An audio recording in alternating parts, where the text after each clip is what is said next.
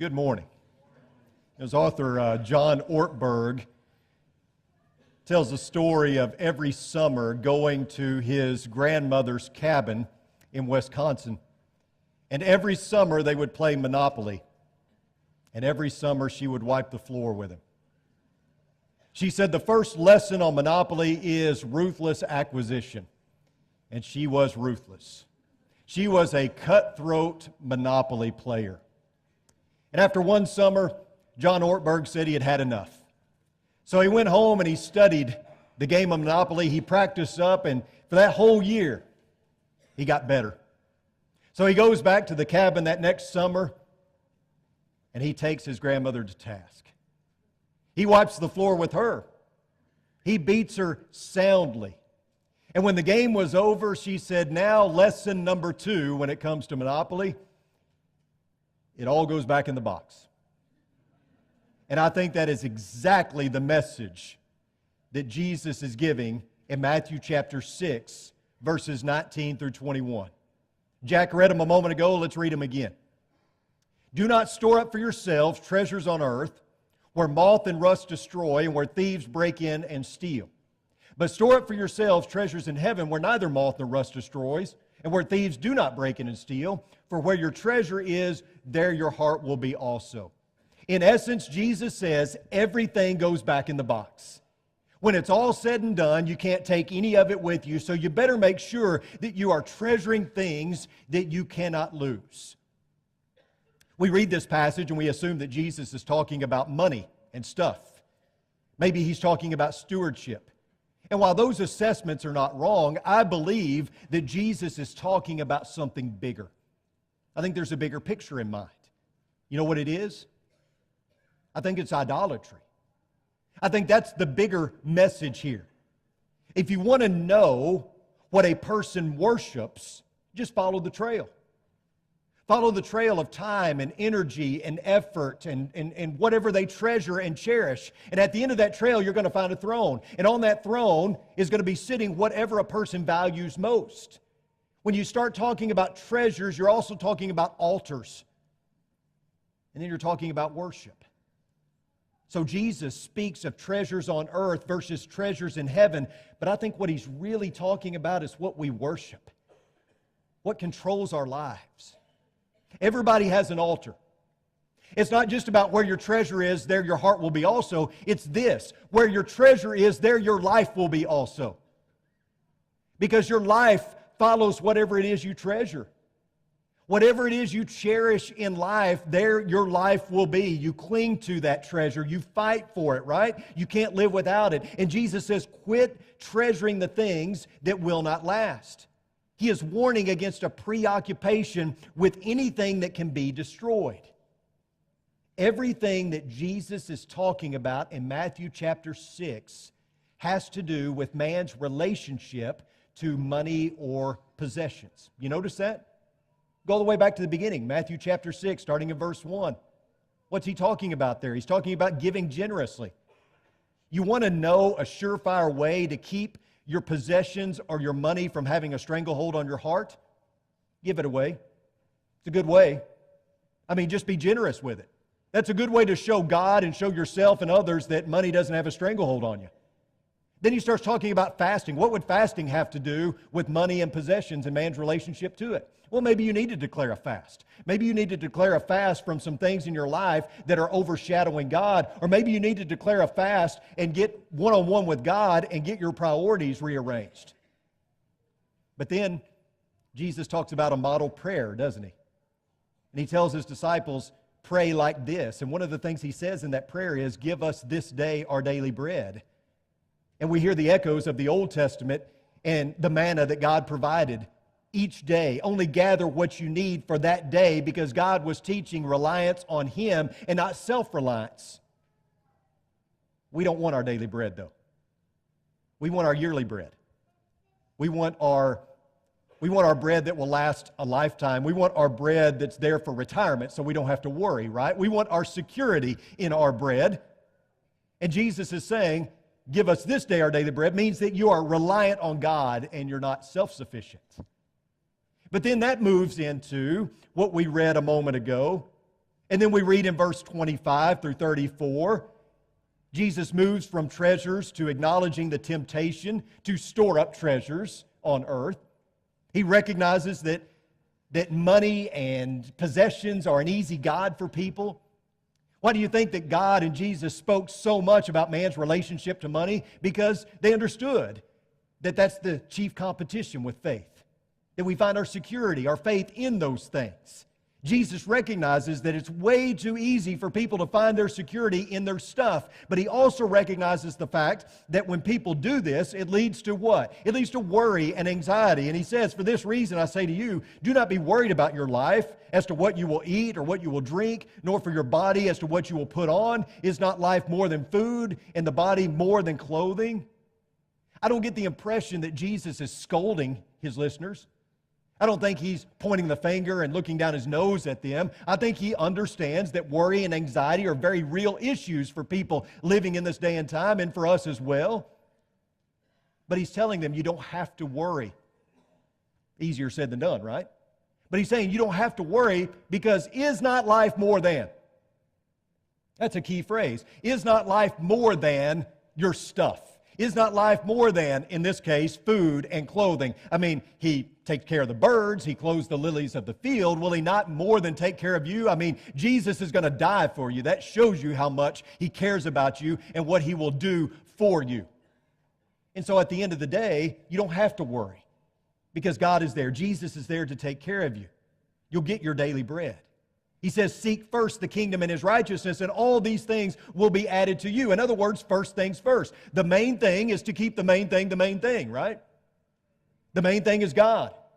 And the main thing is to keep him the main thing. You get God right, you get everything else right. So quit bringing your sacrifice to the altar of worry. Incline your heart to seeking the kingdom and righteousness, and let that be your number one pursuit.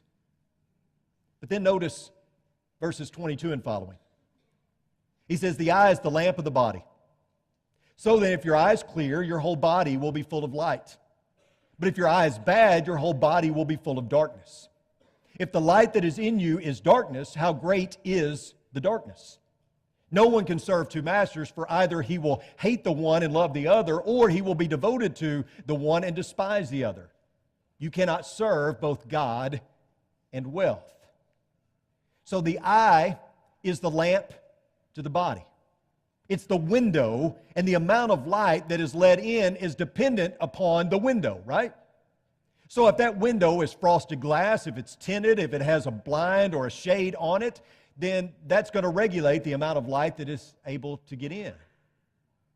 The evil eye is the eye that lets in envy and lust and greed and all of those other things. The single eye, or the healthy eye, lets in the proper amount of light. Remember that Jesus says, I am the light of the world, and even refers to us as lights in the world. When the light pierces our heart, we see the opportunity to store up treasures in heaven by being generous, by helping the needy, and that's one really good way to make sure that possessions don't control you. By giving them away, Jesus is essentially saying, you've got to be focused. Don't let your vision be clouded. Story is told of a gentleman who had become a multimillionaire. And he attributes his wealth to God and to one event in his life. He said, when I was younger, I only had $100 to my name. That's all I had. And so one Sunday at church, when they passed the collection plate, I dropped in that $100. I gave everything to the church, to God, and that single event changed my life. And I have no doubt that the reason that I am a multimillionaire today is because of that. And one little old lady overheard him, and she said, I dare you to do it again. How far are we willing to go to suggest that money or stuff, possessions, does not have a stranglehold on our heart? Because the Bible constantly teaches that wealth is a subordinate good. Wealth is always a subordinate good. God blesses you with money so that you can give generously to assist others, right? It's always connected to the heart. So if you give begrudgingly, if you are a hoarder, if you ignore the needs of others, or if you only give to those, if you only give away what you don't need, if you only give from the top of your purse rather than from the bottom of your heart, then maybe you have too tight a grip on something that was never yours to begin with. Because you do realize that none of this belongs to you. The Bible calls you a steward, not an owner. And there's a big difference. Stewards are managers of what God has given them. Owners believe it's theirs, and they cling to it tightly. We have to understand the Bible teaches that people are always more important than things. People are always more important than stuff. And money is a means by which we can help people. But not only that, money is a means by which we can measure what truly matters in our life. You want to show God, you want to show others that money doesn't control you and that you don't worship it, well then put your faith in Jesus. Put on your Jesus goggles and see people the way He sees them. Look for ways to be generous. Then notice verse 24, he says, no one can serve two masters. It's interesting that Jesus reiterates a principle associated with the Ten Commandments here. As we read these words from our Lord, maybe your minds hearken back to Exodus chapter 20, verses 2 and following, where it says, I am the Lord your God, who brought you out of the land of Egypt, out of the house of slavery. You shall have no other gods before me. You shall not make for yourself an idol or any likeness of what is in heaven above or on the earth beneath or in the water under the earth. You shall not worship them or serve them, for I, the Lord your God, am a jealous God, visiting the iniquity of the fathers on the children, on the third and fourth generations of those who hate me, but showing loving kindness to thousands, to those who love me and keep my commandments. You know, we typically define idolatry as anything that comes before God, don't we? You probably have a priority list.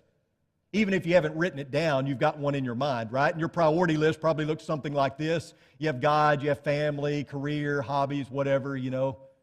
Like I've said before, faith, family, football, you know, that was my mantra as a coach. That sounds really good and pious and churchy and all that, right?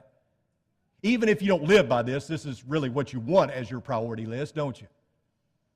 And so what we say is, the Bible says to have no other gods before me. Well, God's number one, so therefore I'm good. Not necessarily. It could be that everything on your priority list, no matter where it ranks, is already a god for you. That's very possible. And in the Old Testament, when God said, you are to have no other gods before me, He was not suggesting that He be top God and everything else rank below Him. No, in the original language, before me means in my presence. You are to have no other gods in my presence. In other words, your priority list looks like God and then nothing else. Nothing else. The only person on your list is God. The only thing on your list is God. Nothing else fights for first place. It's not that He receives top billing. He's it. Like we said a while ago, you get God right, you get everything else right. Let Him be first. Let everything else be subordinate to that. Let Him trickle down and infiltrate everything else, and then you're good, right?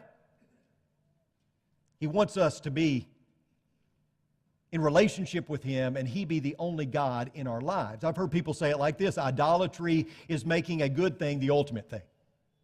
Maybe that's a good way to put it. There are a lot of good things in your life. There's a lot of things that you give time and attention to that are good things. Just don't make them the ultimate thing, right? No created thing should be an ultimate thing in our lives. It really reminds me of what Habakkuk said in Habakkuk chapter 3, verse 17 and following. He says, though the fig tree should not blossom, and there be no fruit on the vines, though the yield of the olive should fail and the fields produce no food, though the flock should be cut off from the fold and there be no cattle in the stalls, yet I will exalt the Lord. I will rejoice in the God of my salvation. The Lord God is my strength, and He has made my feet like hinds' feet and makes me walk on high places. Habakkuk is saying, even if I don't have any food, even if I don't have any livestock, I'm still going to worship You, God, because none of those things were the ultimate thing anyway. They were important to me, but they're not going to hinder me from having a relationship with you. They're certainly not going to keep me from worshiping you, because those things were not the ultimate thing to begin with. You're God, and you're the only God in my life. So therefore, whatever happens, I'm all in. I'm with you all the way. You know, I don't mind sharing with you from my personal file that it was many months ago that I kind of came to the realization that I may have been worshiping an idol in my life. And that's something that's rather common probably for all of us, that we wake up one day and we say, oh, okay, I need to kind of get my priorities straight. Maybe you have to do that on a daily basis. I don't know. But I remember thinking, this idol that seems to be getting all of my time and attention is also affecting my attitude. It's affecting the way that I interact with people. It's affecting my mood. And that's not good. And so I thought, what do I need to do here? And I had visions of the Old Testament, removing the Asherah and, grinding up the idol into powder. And, I had these visions and think, well, I've got to remove it, right? Because that's what you do. When you have an idol in your life, you destroy it. Okay, but what if the idol is your kids? You don't really want to destroy your kids, hopefully. So maybe destroying it is not the answer. I could be wrong, but here's the answer that I've kind of come up with. And part of it comes from talking with friends and preachers that kind of share the same sentiments. But the thing that the conclusion I've kind of reached is that it's not so much about removing it, but it's about drawing closer. You know how we rid the idols in our lives? You know how we deal with idolatry in our lives? We let God be our God. That's it. I mean, it sounds so basic and so simple, but that's what He wants anyway, right? He doesn't want top billing. He doesn't want to outrank all the other gods in your life. He wants to be God. He wants to be the only God. And He wants you to be in relationship with Him. So let God be God. I mean, why do you think the ancients worshiped the goddess of love? Well, because love was the ultimate thing for them. Why do you think they worshiped the god of war? Because victory on the field of battle was an ultimate thing for them. Why do you think that they worshiped the god of the harvest? Because the crops became the ultimate thing.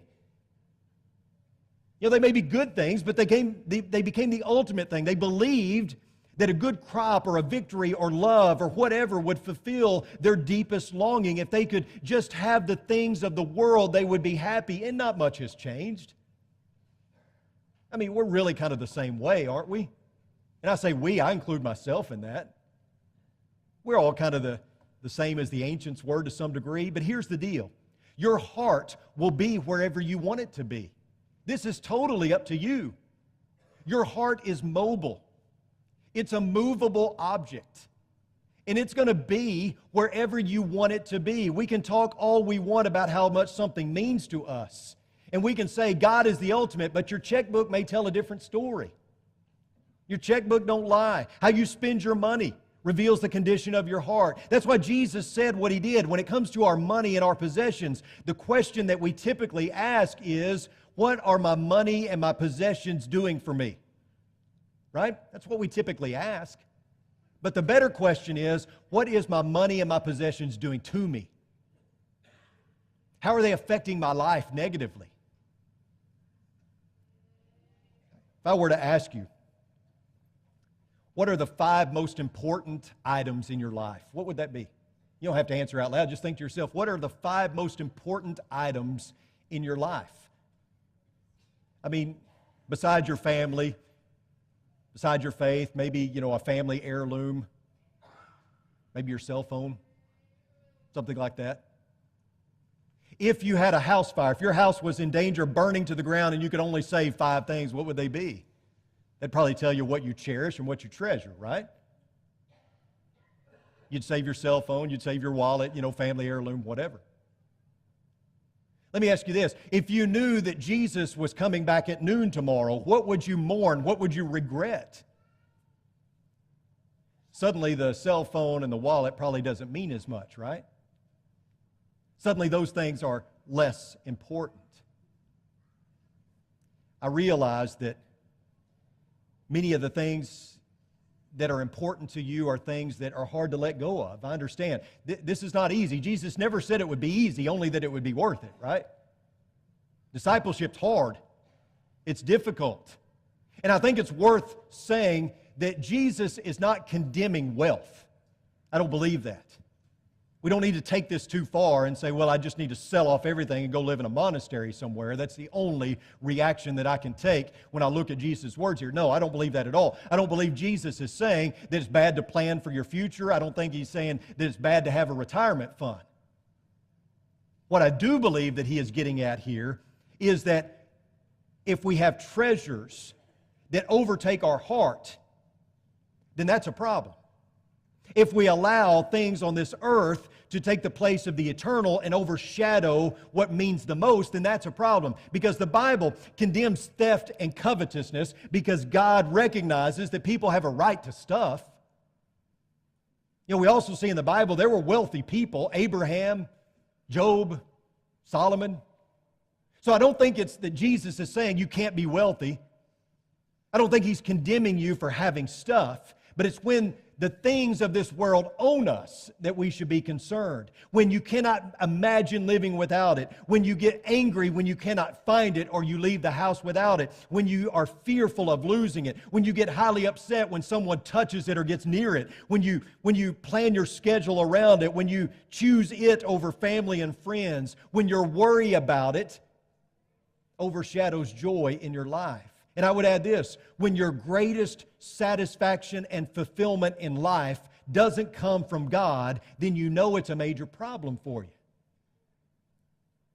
Philippians 3:8 reads, "More than that, I count all things to be loss in view of the surpassing value of knowing Christ Jesus my Lord, for whom I have suffered the loss of all things and count them but rubbish, so that I may gain Christ." Can we really say that nothing else matters?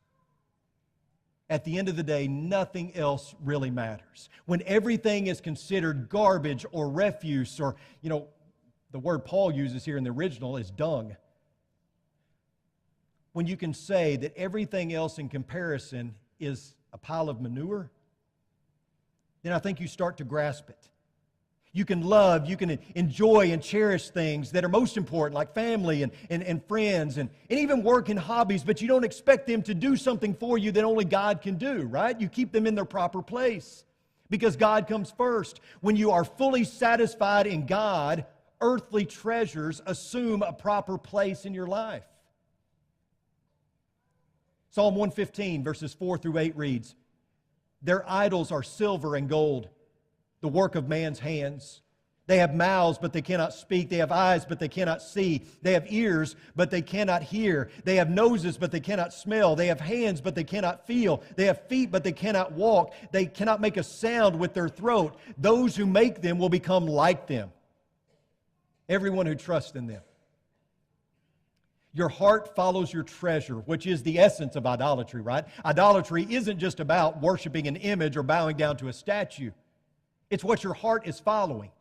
That's the essence of idolatry. And the frightening consequence of all of it is that we become what we worship. It's scary, isn't it? We become what we worship. Isn't it interesting that as God and Jesus both approach the subject of idolatry, they don't get into a deep theological argument? You notice that? God doesn't go with a deep theological argument here. You know what He says? He says, you make these statues or these images, and they have a mouth, but they can't speak. They have eyes, and they can't see. They have ears, and they can't hear. They have a nose, and they can't smell. They have feet, and they can't walk. You know what that is? That's the height of stupidity. That's what that is. You're bowing down and worshiping this image that you've made to have eyes and ears and a nose and all these kind of things, and yet it doesn't have any senses. Do you have any sense? I mean, that's really where God is arguing from. He doesn't make some deep theological argument. He says, how dumb is this? And Jesus is just as direct. He doesn't get into some deep theological argument. He just says, look, you're treasuring things that moths and rust are going to destroy or thieves are going to break in and steal. How dumb is that? The number one things in your life are things that you can't take with you. How silly is that? It's really just a plea for common sense. Just think about this for a moment. What are you treasuring? What are you cherishing in your life? Jesus says it's really dumb when you think about it that you are storing up treasures on earth, and when you're gone, it's all going to be sold in a weekend garage sale. You can't take it with you. And I realize that it's a family heirloom and it's been in the household for generations, and I realize it's made of some durable polyurethane or whatever. I realize it's major in your life, but it's silly. It's ridiculous when you think about it. Both God and Jesus argue from the standpoint of just use some sense and think about this for just a moment. I would plead with you, think about the potential idols in your life. Is it money? Is it clothes? Is it your cell phone? Is it social media? Or is it, wait for it, is it politics? Yeah. How do these things make you feel? Think about your reaction to these things. Think about this. Think about how crazy new makes us. How crazy does new make us? When something's new, we get it and we feel like a better person. What's that all about, right? We get a new cell phone and suddenly that makes us a better person. We get new clothes and that makes us feel better, right? Most of us don't get a new cell phone because our other one died. We get a new cell phone because we want the latest, greatest model, right? We don't get new jeans because they disintegrated. No, we get new jeans that look disintegrated, right? Because we want to feel better about ourselves. Think about what new does to us. It's circular. It's a chasing of a feeling that can never satisfy because there's always something new. Hold on, I got a message on my new Apple Watch. We don't typically throw away the things in our life because they're no good anymore. We move on to newer. And we think that somehow scratches an itch.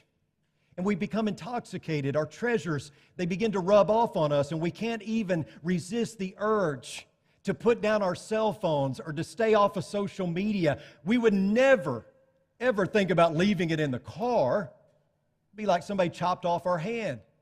We can't even stay off of it in church because we're so consumed. Anything that assumes an unrightful place in your life has become an idol. Consider Psalm 115, verses 4 through 8. Consider how God talks about these idols, the work of man's hands. Think about the different idols in your life and think about how not a single one of them can help you get to heaven. Not a single earthly treasure that you cherish can help you get to heaven, but every single one of them can assist you in not getting to heaven, right? I want to close this morning with a little test. And we're going to go through it pretty rapidly, so you don't have to write these down. You can just answer them in your own mind. But I got a series of questions for you, okay? Here they are. Number one, name the 10 wealthiest people in the world. Secondly, name the last 10 Heisman Trophy winners. If you don't know what a Heisman Trophy winner is, then just skip that one, okay? Name the last 10 winners of the Miss America pageant. Name 5 people who have won the Pulitzer Prize ever, not just the last 5. Name any 5. Name the last 10 Academy Award winners for Best Actor. Name the last 10 World Series champions. Now, my guess is you probably didn't do very well on this. I mean, I would say virtually all of you would fail this test if we gave it for a grade. Which reiterates the common sense point that I think Jesus was making. We treasure winning, we emphasize beauty and smarts and talent, and yes, most people can't even name the top people in each category, right? We emphasize these things, and most people can't even name the top 5 or 10 people in each category, which tells you something, right? That none of these things really matter when it's all said and done. Because beauty fades, achievements are forgotten, awards tarnish, your money doesn't go with you when you die, all those accolades, they're gone. Because here's the deal. Whether you like it or not, whether you even agree with it or not, it all goes back in the box. It does. You can't argue that. It all goes back in the box. So what are you going to do going forward about the different idols in your life? Some things are easily forgotten, aren't they? Beauty, awards, wealth, all those things. Those things are easily forgotten. Some things are not easily forgotten. And you know what they are? Love, generosity, humility, kindness. I have had the wonderful opportunity as a minister over the years to serve with some very godly men who were my elders. And those that have gone on before me, some of them were very wealthy. Some of them made a major impact in their community and won a lot of awards, but that's not what I remember about them. You know what I remember about them is their godliness, the way that they served, the fact that they were godly leaders. That's what I remember. Because I have yet to visit with someone on their deathbed and they talk to me about their wealth. I've not visited with anyone who was a child of God on their deathbed who was concerned about their cell phone or about any of their treasures here on earth. It all goes back in the box. So, what are we storing up for ourselves? Are we storing up treasures that will not last? Or are we storing up the things that are heavenly? Are we making heavenly investments? If you have a need this morning that we can help you with, if you have come to the realization that maybe you're serving an idol, and maybe you're ready to change the way that you're living and you need the prayers and support of this church family, we'd love to help you. I realize that not everyone who answers the invitation didn't really answer the invitation. You know, we have this idea, and it's really a tradition, that you come forward and then we pray for you. You might be struggling with this, and this may be something you want to talk about outside of these walls, and maybe you want to share your heart. We've got other ministers, myself, we've got elders that would help with that. Maybe you're ready to put on Christ in baptism this morning and begin a daily walk with God in discipleship. I don't know what your need is, but I know that this is a family that can help meet your needs. So if you're struggling, if you have something that we can help you with, why don't you come as we stand and as we sing.